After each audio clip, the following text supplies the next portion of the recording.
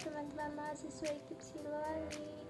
Apa kabar hari ini? Semoga kita semua selalu diberikan kesehatan sehingga kita bisa berkumpul di perkuliahan seperti biasanya. Perkenalkan nama saya Putri Agustin Septiani, NIM 19010289 dari kelas A4 Bimbingan dan Konseling 2019. Nah, di sini saya akan menjelaskan mengenai variabel psikologi yang saya pilih, yaitu mengenai perilaku prososial. Nah, untuk itu, yuk kita simak videonya. Kali ini saya akan menjelaskan beberapa poin penting mengenai perilaku prososial. Yang pertama ada definisi, yang kedua ada bentuk dari perilaku prososial, yang ketiga ada penyebab, dan yang keempat ada akibat, yang kelima ada solusi. Yuk kita lihat penjelasannya. Ke poin yang pertama yaitu mengenai pengertian dari perilaku prososial. Apa sih perilaku prososial itu? Perilaku prososial merupakan suatu bentuk perilaku positif yang muncul dalam konteks sosial, di mana perilaku tersebut memiliki tujuan untuk mengubah keadaan fisik ataupun psikologis si penerima bantuan tersebut. Nah, bantuan tersebut dapat merubah dari yang kurang baik menjadi lebih baik, baik secara material maupun psikologis, dan bantuan tersebut tanpa mengharapkan sesuatu atau imbalan. Nah, perilaku prososial ini merupakan suatu perilaku yang muncul secara instan ataupun adanya inisiatif dari dalam diri individu tersebut. Kemudian, poin yang kedua yaitu mengenai bentuk-bentuk dari perilaku prososial. Nah, bentuk yang pertama yaitu altruisme.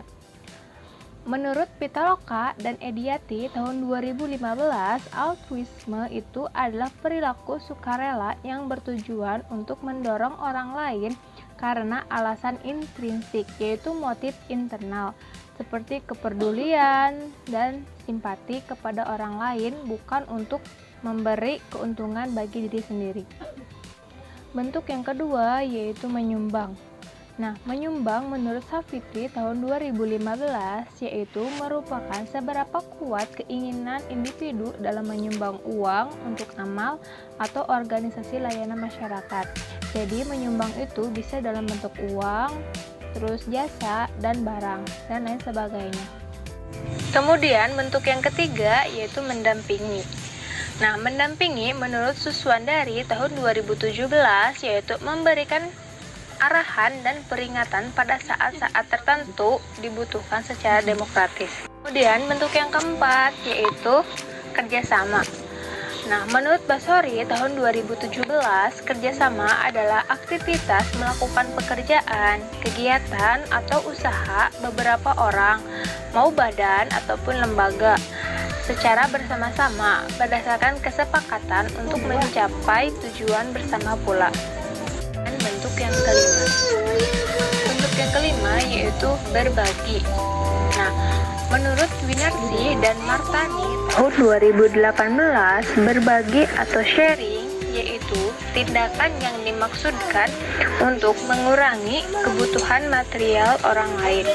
Contohnya, mengenali dan memberikan respon terhadap orang lain yang mengalami kekurangan barang yang dibutuhkan. Jadi, kita bisa berbagi barang atau jasa kepada orang lain. Kemudian, bentuk yang keenam yaitu menghibur.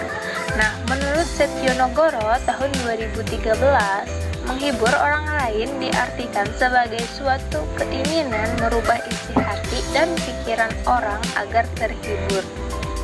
Orang sedang sedih, gembira, atau senang adalah ekspresi yang dapat dilihat dan dikenali ciri-cirinya. Nah, kata-kata menghibur tidak hanya diartikan mengandung kelucuan dan humoris saja, tapi bisa juga dengan bentuk perhatian dan nasihat, itu juga bisa disebut menghibur. Nah, berbicara yang bertujuan untuk menghibur dilandasi keinginan agar lawan bicara senang, gembira, tidak sedih, atau terlepas dari perasaan emosional kesedihan, dan beban pikirannya. Yang ketujuh, yaitu menghargai orang lain. Menurut Ahshani, tahun 2019, menghibur orang lain merupakan perilaku yang harus kita tanamkan dalam diri kita, agar orang lain tersebut juga dapat menghargai kita. Selain itu, menghargai orang lain juga penting agar dalam hati kita juga memiliki sikap rendah hati. Yang kedelapan, yaitu tolong menolong orang lain. Menurut UP tahun 2019, tolong menolong adalah suatu kegiatan kerjasama dalam masyarakat yang melibatkan banyak orang untuk menyelesaikan suatu pekerjaan guna mencapai nilai yang efektif dan efisien. Masuk ke poin yang ketiga, yaitu mengenai penyebab. Penyebab seseorang tidak memiliki perilaku prososial itu dikarenakan individu tersebut memiliki rasa empati yang rendah. Salah satu contohnya yaitu pada siswa di sekolah. Nah, kurangnya rasa empati yang dimiliki siswa terhadap teman sebaya akan merugikan diri sendiri dan orang lain. Contohnya itu ketika ada siswa yang tidak mau membantu temannya yang sedang kesulitan dalam memahami pelajaran. Dan ternyata pada suatu ketika siswa tersebut pun mengalami hal yang serupa pula. Ia mendapatkan nilai yang jelek di mata pelajaran tersebut. Maka hal tersebut merupakan kerugian bagi siswa itu sendiri. Sehingga sangatlah penting empati bagi siswa terhadap teman sebayanya. Nah, karena sikap empati pada siswa itu bisa menghilangkan sikap egois, menghilangkan kesombongan, dan bisa mengembangkan kemampuan evaluasi dan kontrol diri pada siswa. Keempat, yaitu akibat. Akibat seseorang tidak memiliki rasa empati atau sudah tidak lagi merasakan empati dalam dirinya, maka akan memicu munculnya dampak negatif seperti 1. Tidak terbentuknya lingkungan yang harmonis. Tidak adanya rasa empati membuat seseorang akan cenderung egois dan tidak memperdulikan orang lain dan lingkungan sekitar. Salah satu contohnya, jika di dalam masyarakat tersebut sudah tidak memiliki rasa empati, maka lingkungan tersebut akan menjadi suram, tidak saling peduli, gotong royong, dan saling membantu pun sangat jauh dari kata harmonis. Poin yang kedua yaitu mempersulit kehidupan. Tidak memiliki rasa empati berarti tidak memiliki kehidupan sosial yang baik. Manusia merupakan makhluk sosial. Selamanya tidak akan bisa hidup sendiri. Kita membutuhkan orang lain untuk memudahkan pekerjaan dan kebutuhan kita. Sehingga kehidupan sosial yang tidak baik sangat menyulitkan kehidupan kita. Yang ketiga yaitu berkurangnya rasa kemanusiaan. Tidak memiliki rasa empati sama artinya dengan menurunnya rasa kemanusiaan. Karena kita sudah tidak lagi peduli pada apa yang dilakukan atau yang dirasakan oleh orang lain. Semua hal yang kita pedulikan dan lakukan adalah hal-hal yang dapat memberikan kepuasan pribadi untuk diri sendiri. Yang keempat, yaitu memicu munculnya permusuhan dan konflik. Nah, tidak memiliki rasa empati akan membuat seseorang bersikap sangat egois dan tidak memikirkan perasaan orang lain kecuali kepuasan diri sendiri. Kita akan cenderung tidak menghargai orang lain dan merendahkan mereka. Perilaku seperti ini tentu saja dapat menimbulkan banyak permusuhan dan konflik. Kemudian yang kelima yaitu solusi. Nah, solusi yang dapat dipakai dalam menyelesaikan permasalahan tersebut yaitu yang pertama, menerapkan pola asuh orang tua yang baik dan benar. Orang tua dari anak-anak yang tingkat sosialnya tinggi biasanya juga penyayang, menerapkan model pengasuhan yang mendukung perilaku, membantu, dan memberi contoh kepada anak lalu mampu mendiskusikan akibat positif dan negatif dari tindakan anak terhadap orang lain.